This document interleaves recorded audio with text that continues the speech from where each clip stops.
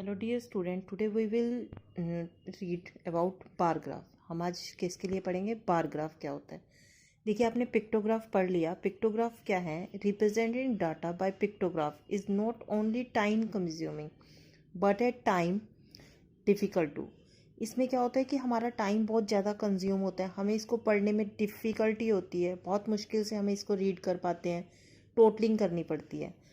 अब let us see some other way of representing data visually. अब हम कुछ और मेथड यूज़ करते हैं, जैसे कि bars of uniform width can be drawn horizontally और वर्टिकली।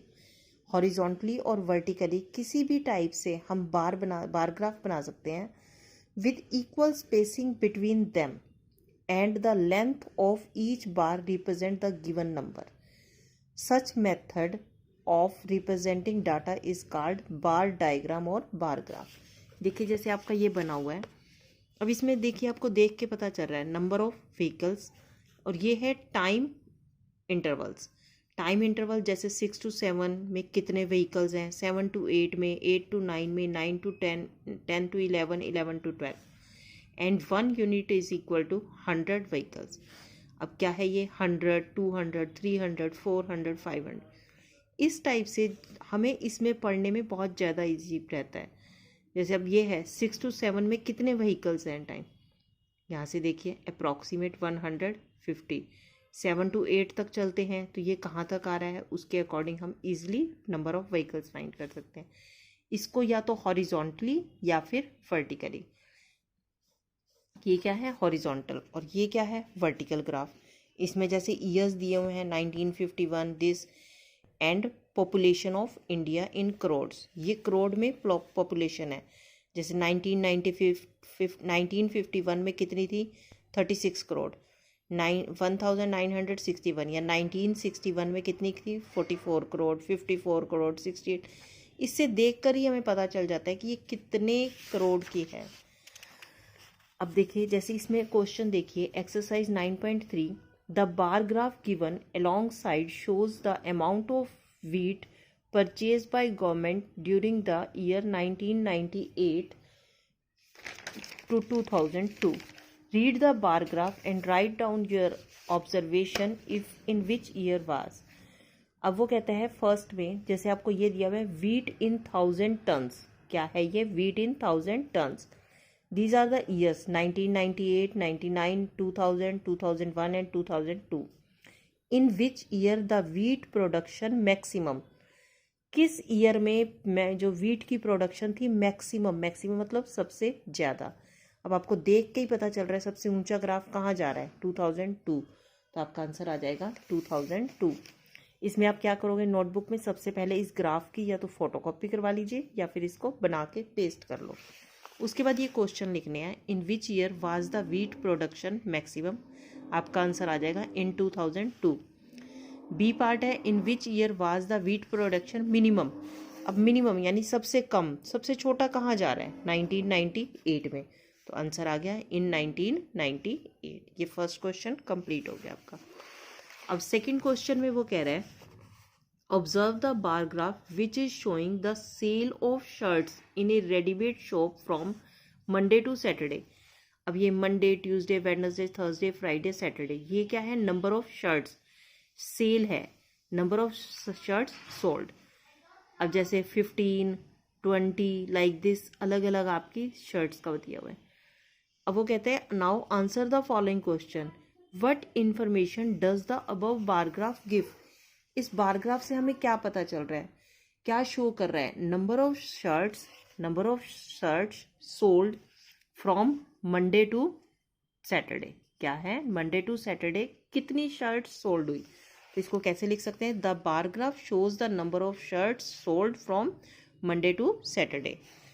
सेकेंड पार्ट है, what is the scale chosen on horizontal line representing number of shirts. ये आपकी हॉरिजॉन्टल लाइन है, ये आपकी वर्टिकल लाइन है। इसमें क्या है? Number of shirt. 1 यूनिट कितनी शर्ट्स को शो कर रहा है? देखिए 1 unit length is equal to 5 shirts. तो आपका आ गया 1 unit is equal to 5 shirts. क्या आंसर आएगा? 1 unit is equal to 5 shirt. C part में है, ऑन विच डे क्या क्वेश्चन है? On which day were the maximum number of shirts sold? How many shirts were sold on that day? किस दिन सबसे maximum number यानी कि सबसे ज्यादा शर्ट्स बिकी?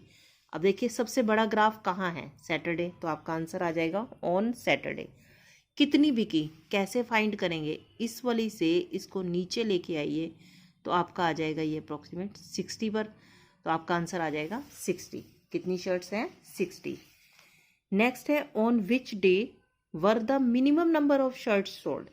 कौन से दिन सबसे कम बिकी हैं? ये आपका सबसे कम कौन सा है? छोटा सबसे ये है, तो that is Tuesday. Your answer is equal to Tuesday. क्या आएगा? On which day were the minimum number of shirts sold? On Tuesday. अब है how many shirts were sold on Thursday? Thursday कितनी शर्ट्स आपकी सेल हुई? अब आप Thursday पे जाइए और इसको नीचे लेकर आइए, तो ये आपका कहाँ आ रहा है? इससे 35 पे, तो number answer is equal to 35 shirts. Now question number 3, observe this paragraph which shows the marks obtain by Aziz in half yearly examination in different subjects. जैसे इसने दिया हुआ है ये Hindi, English, math, science, social science, अलग अलग सब्जेक्ट्स के marks हैं। 1 unit is equal to 10 marks. 1 unit is equal to 10 marks. What information does the bar graph gives? क्या बार ग्राफ से हमें पता चल रहा है?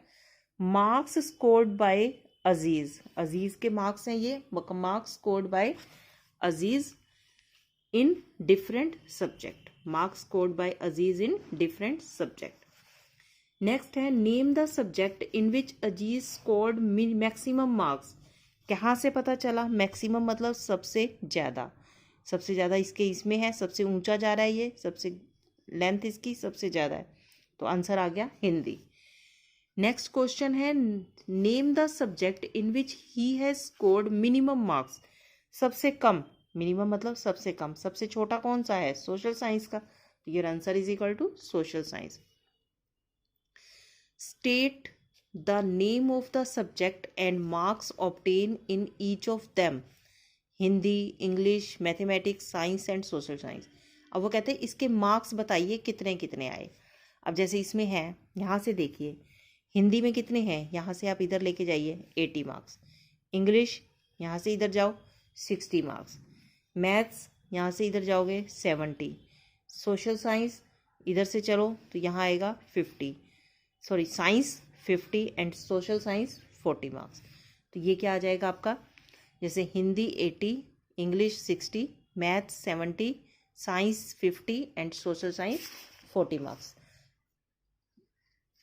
Thank you, have a nice day.